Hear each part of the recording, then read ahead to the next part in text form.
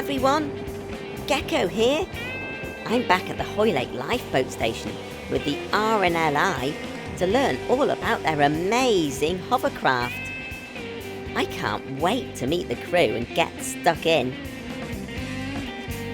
A hovercraft is an amphibious vehicle. Do you know what amphibious means? It means something that can go on land and in the water.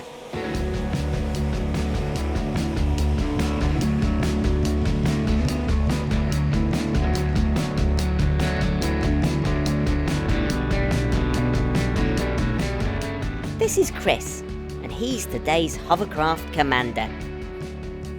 Great to see you, Gecko. Coming into our lifeboat station. It's amazing inside this lifeboat station. There's so many huge vehicles that are all designed to rescue people who are in trouble at sea. Gecko, would you like to join us on a hovercraft training exercise? Oh yes, please, Chris. To stay safe, warm and dry, the crew have to wear this safety gear. The helmet is actually called a Gecko helmet. Can you believe it? It's a real team effort to launch the hovercraft. Push, team! The hovercraft is very heavy, so a big tractor is used to tow it safely down to the beach.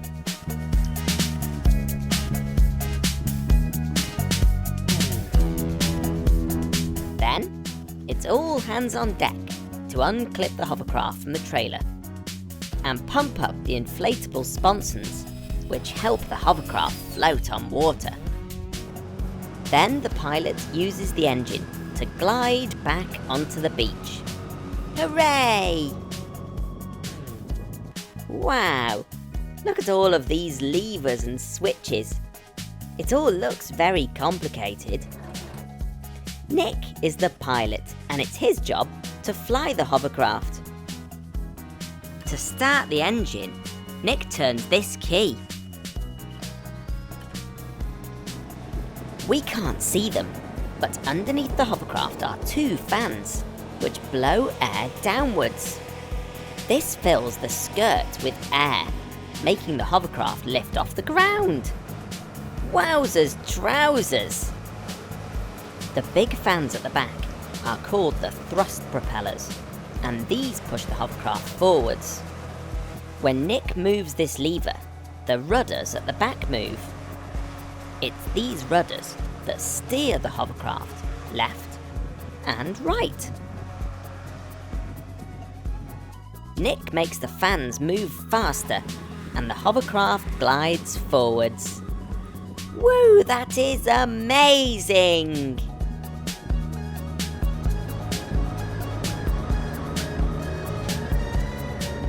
As commander of the hovercraft, it's Chris's job to check all around and give Nick instructions to help him fly the hovercraft safely. It's so fast and it's so noisy. Now I know why these Gecko helmets have microphones and headphones built into them. They allow us to talk and listen to each other. It feels like we're floating across the sand. And just like that, we're on the water. This hovercraft is amazing!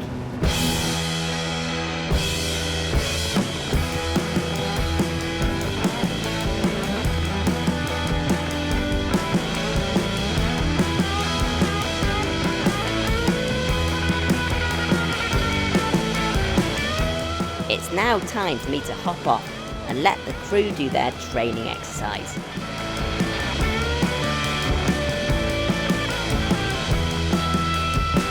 The RNLI is a charity set up to save lives at sea. And these training exercises help the team here get ready for real-life search and rescue missions. So, to be as prepared as they possibly can be, the team practice, practice, practice. Today they're practicing how to rescue someone who is stuck in the mud. Playing in deep mud near the sea can be very dangerous, especially if the tide is coming in.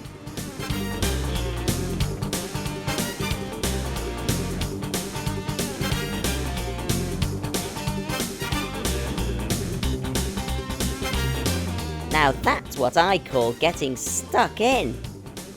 Tides are the rise and fall of the levels of the sea. This is something that's happening all of the time, which means that if you're stuck in the mud on the beach, the tide might come in and surround you with water. It's very important to respect the water and make sure you check when the tide is coming in, to make sure you're safe when you're at the beach. Well done, team. Another successful training mission. Oh dear, it looks like the mechanicals haven't checked the tide times, and they're stranded on this island. It looks like there's a storm coming too. Luckily, the hovercraft is the perfect rescue vehicle. Jump aboard, mechanicals.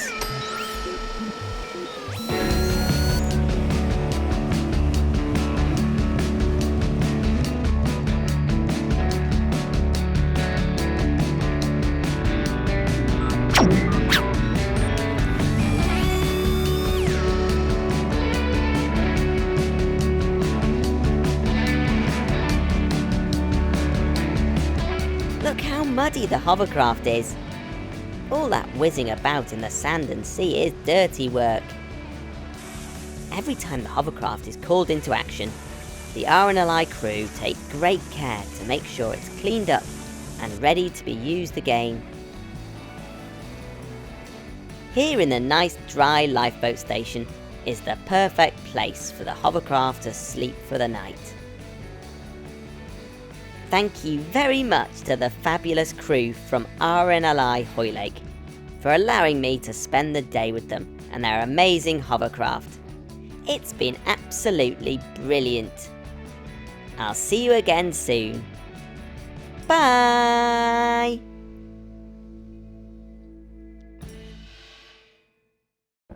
Helicopters are used all over the world for transporting passengers. But the most important use for them is rescuing people from areas that are difficult to get to by land. I'm here at Her Majesty's Coast Guard base in North Wales to meet an amazing rescue helicopter and her crew. The helicopter behind me is used to rescue people in need from the sea or from the mountains. If someone hurts themselves on top of a mountain, it's impossible to get an ambulance up there, so the Coast Guard's called. A rescue can come any time of day or the middle of the night, and it sounds as if the crew have a rescue call coming in now. They all spring to action at once. First, they look at a map of the area to check for any dangers and work out the best route. Just look at this amazing tractor pulling the helicopter out of the hangar. Now it's time for the crew to put their special safety gear on. Everything has a purpose.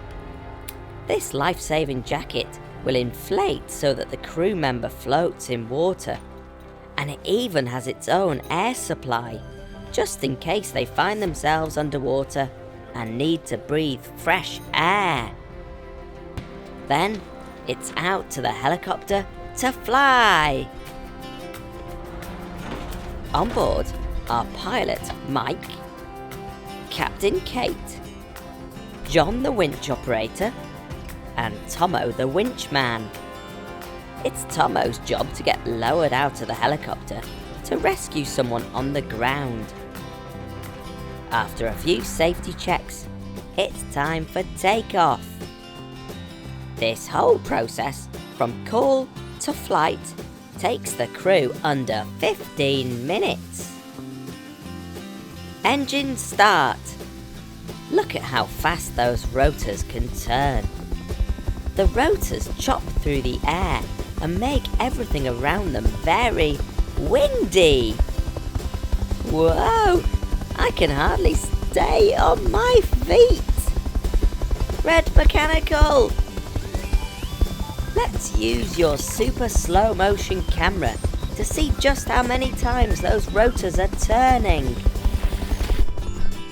I love using Gecko Super Slow-Mo, mainly because it just looks cool. But look, a helicopter's rotor blades can spin 10 times per second. Oh dear, are you okay, Red Mechanical? As the rotors spin faster, the helicopter lifts off the ground and flies into the air. Captain Kate controls the helicopter by pointing the rotor blades in the direction she wants the helicopter to fly. Today the crew are practicing their winching skills, using a dummy instead of a real person. The pilots skillfully hover over the area just above where the dummy is. Tomo clips himself to the winch, and John carefully lowers him down. Tomo would then check how poorly the person on the ground is, before winching both of them back up to the helicopter safely. Nicely done, team! Back at base, the engineers are always on hand to make sure the helicopters are in the best working order and ready to fly. Safety is the most important thing, and these engineers are the best in the business. It's a real team effort keeping these amazing helicopters flying and rescuing people in need. This is Tom and Kev. Tom's a pilot and Kev is a winch operator. They're going to give us a quick tour inside the helicopter. Welcome everyone to the S-92 Search and Rescue Helicopter. First and foremost, very importantly, we've got two large winches here, and these winches have got two strops, and the idea of this is we can lower these down to people in the water or on a mountain and pick them up and take them to safety. So let's look inside now in the aircraft itself. And as you can see, as you come into this helicopter, it's a large space. Here we've got a camera which we use when we're searching for people. This can pick up people on the water, on the mountainside. So when we've picked up our patient, which we've taken off the hoist, we bring them into the aircraft itself, and we can put them onto our stretcher. And they may well be in the stretcher, but this is a lovely area for us to work on them and make them feel comfortable in the aircraft, and we can give them medical treatment if they require it. Once we get to the hospital, we need to get our patient out of the aircraft safely, and the best way we can do that is we lead them and lift them off here, down through the ramp itself, off the aircraft, into the hospital where they can be looked after. Okay, this is the cockpit of the helicopter. There are two pilots, one sits here in this chair and the other one sits on the other side. These are the controls to fly the helicopter. This one moves the helicopter forwards and backwards, and this one moves it up and down, and then there's two pedals down on the floor as well, and that keeps the helicopter straight. We've got two engines and they're controlled on these screens, and then we've got a map in the middle to see where we're going. Thanks very much to the amazing team here at the Coast Guard base. Bye! Hello everyone! Gecko here! Are you wondering why I'm stood in the middle of this big field? Well, today I'm going up, up, up into the sky in a brilliant hot air balloon. Hot air balloons come in all sorts of different colours, shapes and sizes. And they work a little bit like this Gecko balloon I've got here. This balloon is filled with a gas called helium, which is lighter than the air outside the balloon.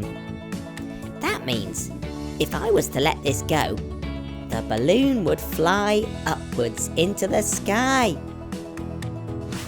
Can you believe that a whole hot air balloon is packed up in this small trailer behind me? This is Ed and Ben. Ed's a hot air balloon pilot. They're unpacking the balloon and getting it ready for today's flight. This part is called the basket, and that's where the people go. Next, Ed and Ben connect the burners to the basket. The burners are like the engine. They use fire to heat up the air inside the balloon to make it float high up into the sky. Hello, Ed. Hi Gecko, do you want to come for a balloon flight? Oh, yes, please. I'm so excited, Ed. Now it's time to attach the big balloon. Ed and Ben work as a team. Woohoo! Wow! This bag holds the entire balloon inside it. I'll let you into a little secret. Balloon pilots don't call this part the balloon. They call it the envelope. Whoa! Look how big it is! This is a fan, and Ed uses it to quickly fill the envelope with air. That's called inflation. It's getting bigger! Wow! This is what it's like inside the inflated balloon. Amazing! Remember, the balloon will only fly into the sky if the air inside is lighter. My old Gecko balloon used helium gas, but this balloon heats the air inside and hot air rises. So now it's time to turn the burners on. As the air inside gets hotter, the envelope starts to float upwards. Okay Gecko, we're all set. It's up, up and away. Here we go!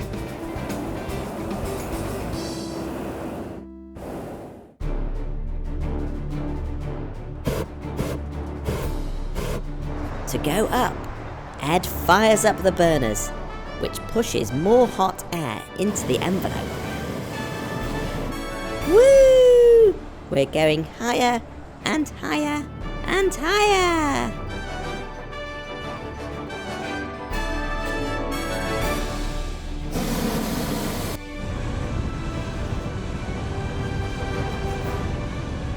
Wow! We're flying over fields, houses, and villages. I feel like my old explorer friend, Phileas Frog. Ed, when did you realise you wanted to be a hot air balloon pilot? So Gecko, my parents took me to my first balloon festival when I was 2 years old and I was hooked. And then about the age of 4 I decided that's what I wanted to do. I wanted to be a hot air balloon pilot. And here we are. It's so amazing to see the world from so high up. All of the people and cars look like little ants. It's the perfect place for a game of Sky High, I Spy with My Little Eye. I spy with my little eye something beginning with T. Town. I spy with my little eye something beginning with R. River. Where are we going to, Ed? In fact, how do you steer this thing? Good question, Gecko. Well, there's no steering wheel, so we can't steer it like a car or an aeroplane. And if you're in the garden, you let a balloon go, it just flies away. So that's what happens with us. But we can use winds at different heights. Winds at different levels, they're different layers, and they will slightly go different directions. So using my experience as a pilot, I can use those winds to kind of steer to where I want to go. Because we don't quite know where we're going to end up, our old friend Ben is following us in the truck, and he'll meet us in whatever field we land in. To make the balloon come down ready for landing, Ed stops heating the air inside the envelope. As the air inside cools, the balloon starts to float down. If he wants to make the balloon come down more quickly, Ed can lift a flap in the top of the envelope, which makes the hot air escape out of the top. And here we go, we're going down. I'm going to crouch down inside the basket and turn Gecko Cam on. Get ready for landing, everyone!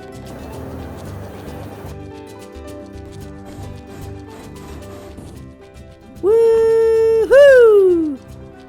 What a thrill! And here's Ben, right on time to come and help us pack the balloon away. Wowzers trousers! That really was a fantastic adventure floating across the sky. Thanks to everyone at Virgin Balloon Flights for showing us their magnificent hot air balloon in action. Until next time, it's cheerio from Gecko. Bye!